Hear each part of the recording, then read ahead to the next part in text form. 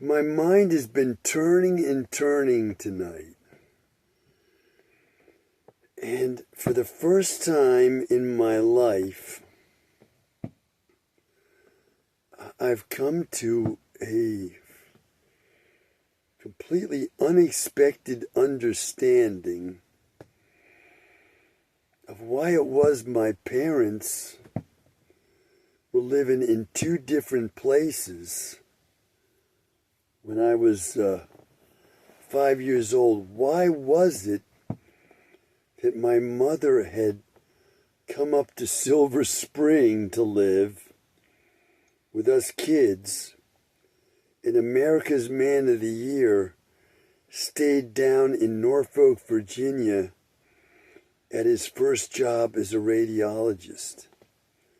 Why were they separated like that? You know, I never asked my mother the reason for that. And I was thinking to myself, I can't understand that they would have needed for her to come up a year ahead of him to find housing. No, that makes no sense. And I'm saying to myself, it has something to do with schools? No, because as it turns out, I was taken out of school in the second grade 2 months into the year, and I went from second grade in Silver Spring to second grade in Bethesda. So obviously it was not a matter of schools. Schools made no difference to this separation. It wasn't schools, it wasn't housing. So I said to myself, okay, back then when we were in Norfolk, I discovered that my mother had been unfaithful to America's Man of the Year. I've described the experience in full, where she says to me one day, no, you stay here. My sister was at school. You stay here. I'm going to go to the grocery. You stay here. I'm thinking, stay here? Well, I'm not going to go back over that. I've described that in detail in other recordings, but she goes off apparently to this grocery store, which is walking distance to the house, and there are no other stores that she could have gone to walking distance to the house. So if she did not go to those stores, she wasn't at any other stores. There weren't any, okay?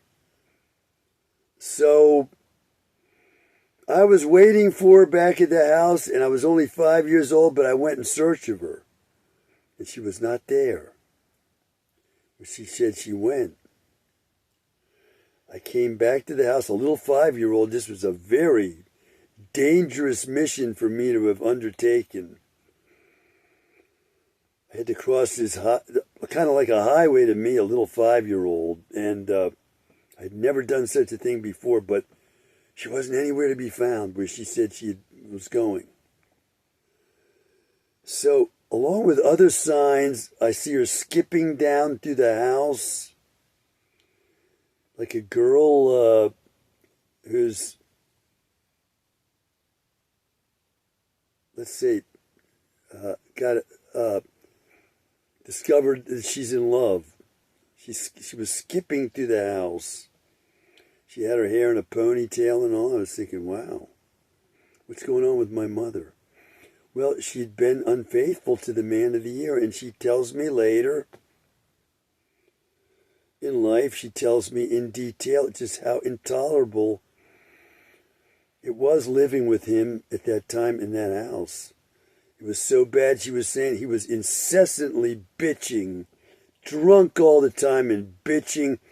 She said it was so bad, one time she put her fingers in her ear like this and laid back on the bed, showing him, she was showing him that she couldn't take any more of his bitching like that. He would bitch. Later in life, he would do those bitchings to me when I call CIA interrogations, and here's a Here's a vestige of that memory, a light, kind of like the barrel of an arc light. I got one here. Let's turn it on me. Okay, he would have me under these bitchings for like 5 hours at a time when I'm a teenager. I would come in for those bitchings and the rest of the family would take a vacation. Okay, so I put everything together and I'm saying tonight for the first time ever, I never asked my mother, why was it that you were living with us kids in Silver Spring, Maryland, and you lived there about a year, and then the America's Man of the Year came from Norfolk back to Washington and joined you a year later. Why was that? I never asked her.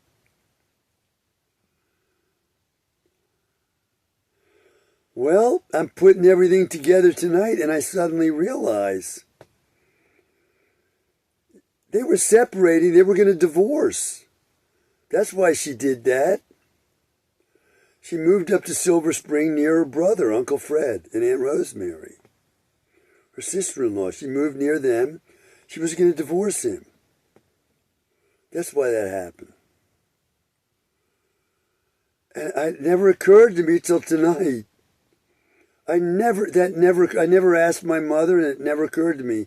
I never asked her, why was it that we were living in Silver Spring and the Man of the Year was down in Norfolk? Why, I never asked. Okay, so because she was unfaithful like that, and I'm sure she was, that was a sign that the marriage was over. She was going to move on to somebody new. Maybe not the guy she had that sexual tryst with that I discovered, but somebody, and so that's what they were separating. Well, I just want to make that comment tonight. That's got to be the reason they were separated like that. They were going to divorce. But that was never mentioned, and it was never even thought of in my conscious mind till tonight. But I'm sure of it that had to have been the reason. I could talk more on this, but I think that's enough. I just wanted to make a record of this. I got to say that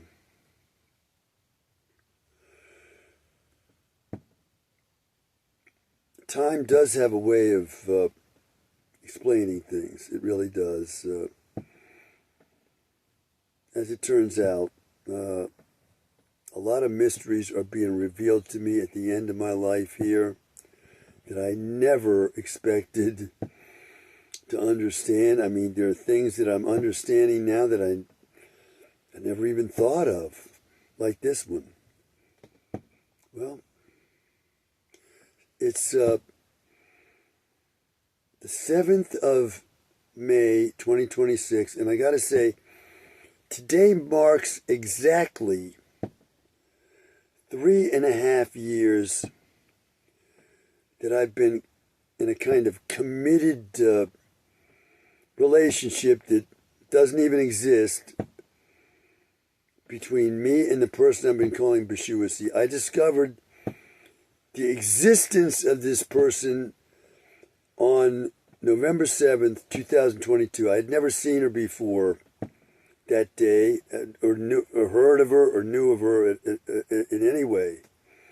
On November 7th, 2022, I saw her for the first time. And from that time on, I've been like consumed with interest in her to the point that,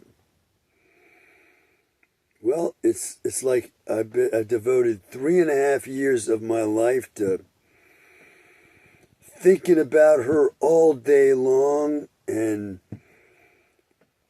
wanting to be with her, to marry her, to live with her, to be soulmates with her eternally, and so on. This has been in my mind for 3.5 years now, exactly tonight, and I gotta say, I have not even met this person. And yet, for 3.5 years, That's where my mind and my entire consciousness has been. Well, this is the anniversary of 3.5 years. That's all. And I have not met her yet. I gotta say, some analogies are occurring to me as I listen to my video on the separation of my parents, okay? Here's some of my thoughts. Was that video on what I used to call Bashuasi's website, where two women lesbians who are soccer stars show up at an interview after a night together where they've just met, and the interview is apparently for one of these women, but she brings the other woman on with her, and they're indicating they've spent the night together. They never knew each other at all.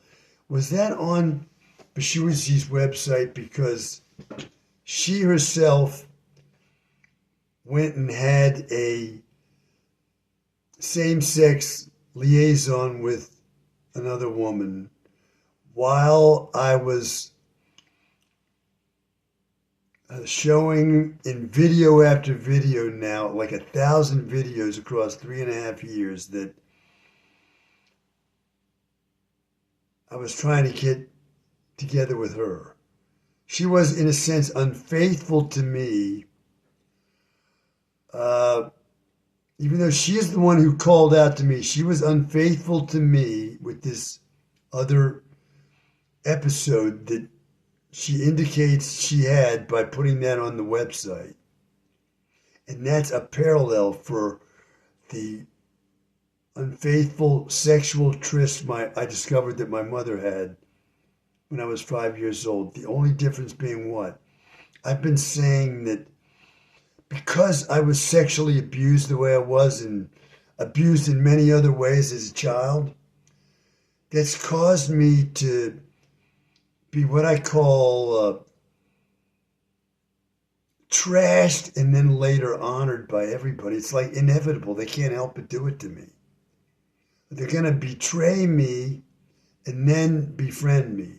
This is a universal thing that I've gone through. However, it did not happen with my wife, and we've been together for over 30 years of marriage. She did not betray me and then befriend me. My wife is the only one who hasn't done that. Now, is this person I've been calling Bashuasi and has been absolutely faithful to? So people would say, you're crazy, right? Well, it doesn't matter. I have been faithful, answering her call. And was she unfaithful in this way to me, in a way that she couldn't avoid? She's going to trash and honor me as well. Well, as I've been saying in this video, time has a way of revealing the truth about all these kinds of things. I'm just asking the question now as to why I even made this video tonight and came to these discoveries that I come to in the video about my own parents. That my mother was clearly betraying the man of the year. My first conscious memory in this life was a sexual tryst that my mother must have had. That's my first conscious memory in this life. It's of a sexual tryst that must have happened with my mother. And this other memory coming to consciousness now, I mean, to remembrance, along with this 42-month celebration, if you will, of me having been faithful to the idea that she and I are going to get together. Well,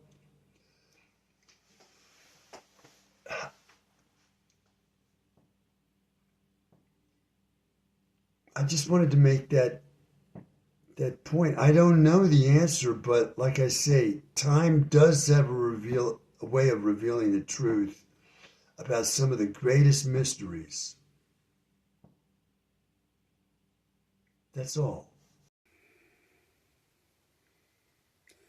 That's all from me for now.